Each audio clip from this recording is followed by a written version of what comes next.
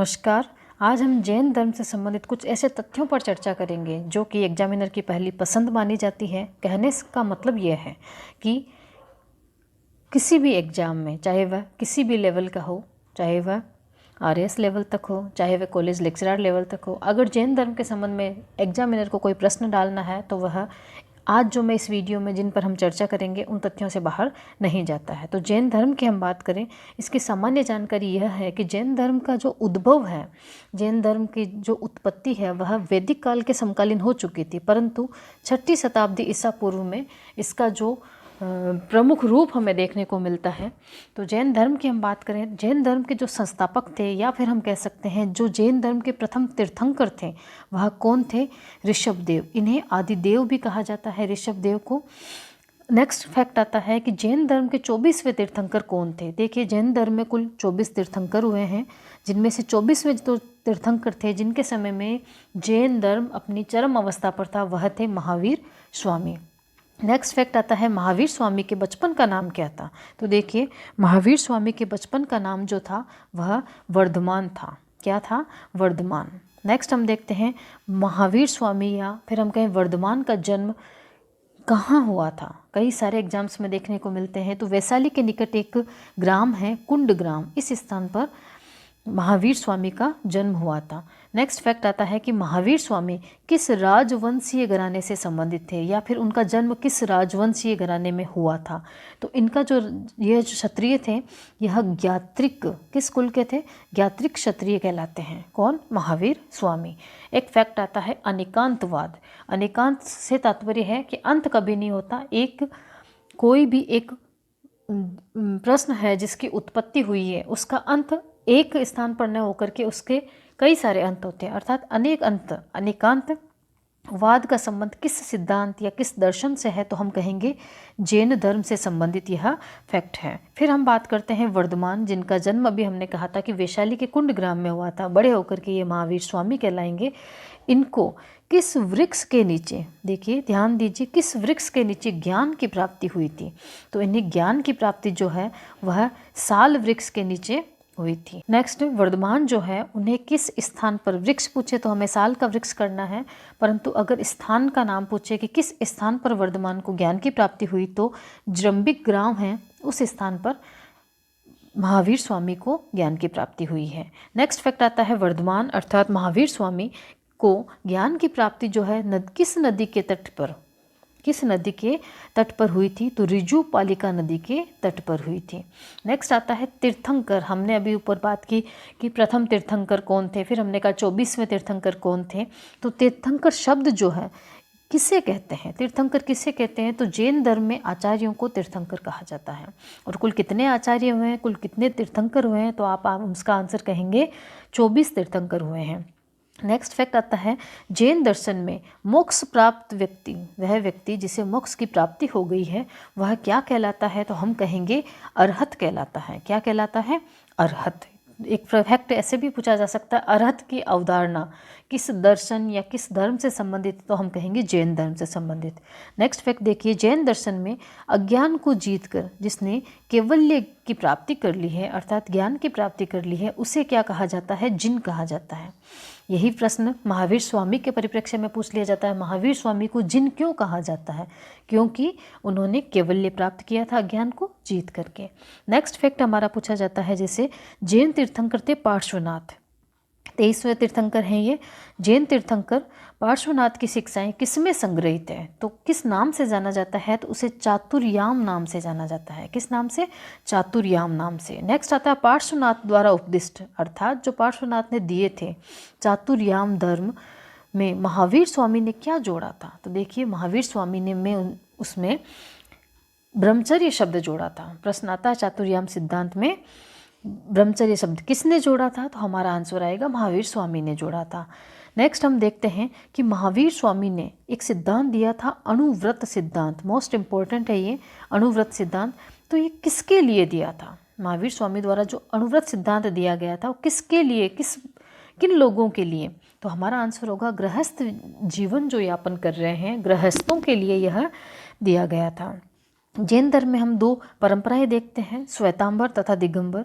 यहाँ हमारा प्रश्न है कि जो श्वेतांबर परंपरा है, श्वेतांबर जैन दर्शन है, श्वेतांबर संप्रदाय है, उसके अनुसार किसे वह स्त्री तीर्थंकर की संज्ञा देते हैं। तो जो मल्लीनाथ जी हैं जैन तीर्थंकर, उन्हें स्त्री तीर्थंकर की संज्ञा दी गई है। नेक्स्ट फैक्ट हमारा आता है कि कौन से तीर्थंकर जैन धर्म में कृष्ण के समकालीन माने जाते हैं। नेमिनाथ जी, अरिष्ट नेमि भी कहा जाता है इन्हें। नेमिनाथ जी जो 22वें तीर्थंकर थे, कहा जाता है ये कृष्ण के समकालीन थे। एक प्रश्न बनता है। नेक्स्ट फैक्ट हम देखते हैं कि जैन धर्म की भारतीय दर्शन को देन किया है, क्या देकर के गया है। तो श्यादवाद, श्यादवाद का किसकी देन है? जैन धर्म की देन है या जैन दर्शन की देन है। नेक्स्ट फैक्ट हम देखते हैं संलेखना क्या है। आता है जैन धर्म के अनुसार संलेखना क्या है, तो हम कहेंगे उपवास के द्वारा प्राणों का उत्सर्जन करना, प्राणों का त्याग करना संलेखना कहलाता है। चंद्रगुप्त मौर्य, मौर्य वंश के शासक थे, उनके द्वारा संलेखना विधि से ही अपने प्राण त्यागे गए थे श्रवण बेलगोला कर्नाटक में। नेक्स्ट फैक्ट आता है जैन और बौद्ध दोनों धर्मों की प्रसिद्ध तीर्थ स्थली कौन सी है। तो यूपी के अंदर यह है कौशाम्बी। जब हम महाजनपद करते हैं उसमें ये कौशाम्बी जो है यह वत्स महाजनपद की राजधानी था। यह जैन व बौद्ध धर्म दोनों धर्मों की तीर्थस्थली माना जाता है। अगला फैक्ट हम देखते हैं महावीर स्वामी के वह शिष्य जिन्होंने आजीवक संप्रदाय की स्थापना की थी। देखिए आजीवक संप्रदाय है, इसके जो संस्थापक है मखलीपुत्र घोषाल। कौन है? मखलीपुत्र घोषाल। इनके द्वारा प्रारंभ में ये महावीर स्वामी के शिष्य थे, ठीक है, परंतु कालांतर में हम देखते हैं इनका मतभेद हो जाएगा और यह अपना अलग संप्रदाय बना लेंगे जिसका नाम है आजीवक संप्रदाय।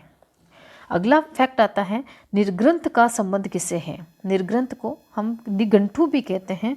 निर्ग्रंथ का संबंध किससे है? जैन धर्म से संबंधित है और महावीर स्वामी को भी निर्ग्रंथ कहा जाता है। नेक्स्ट अब आता है कूटचक संप्रदाय, यापनीय संघ, अंग साहित्य, पूर्व, आगम। ये जो शब्दावली का प्रयोग किया गया ये किस दर्शन से संबंधित शब्दावली है या किस दर्शन से जुड़े हुए हैं? तो यह जैन दर्शन से जुड़े हुए हैं।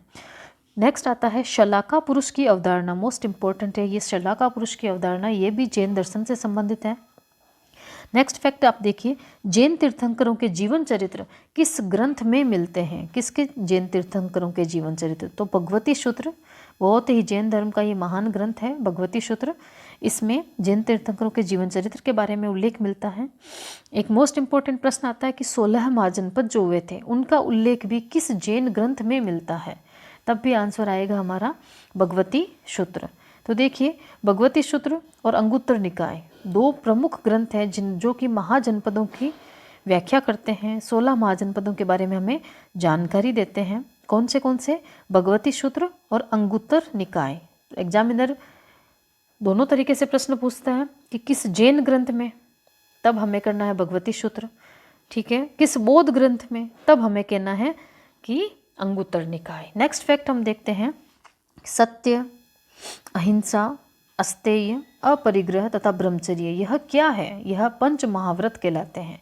एक फैक्ट इस तरीके से भी पूछा जा सकता है पंच महाव्रत की अवधारणा किस धर्म से संबंधित है, तब हम कहेंगे यह जैन धर्म से संबंधित है। कला की दृष्टि से अगर हम देखते हैं, चित्र या प्रतीक की दृष्टि से हम देखते हैं तो कुछ प्रतीक चिन्ह हैं। देखिए जैसे कि पार्श्वनाथ हैं, उनके बारे में अगर कोई जानकारी दी जाती है तो सर्व के फन की आकृति दी जाती है। महावीर स्वामी के बारे में कोई जानकारी दी जाती है तो सिंह की आकृति दी जाती है। आदिनाथ के बारे में जानकारी दी जाए तो वृषभ की आकृति आती है और शांतिनाथ के बारे में दी जाए तो हिरण की आकृति आती है। ये कुछ फैक्ट होते हैं।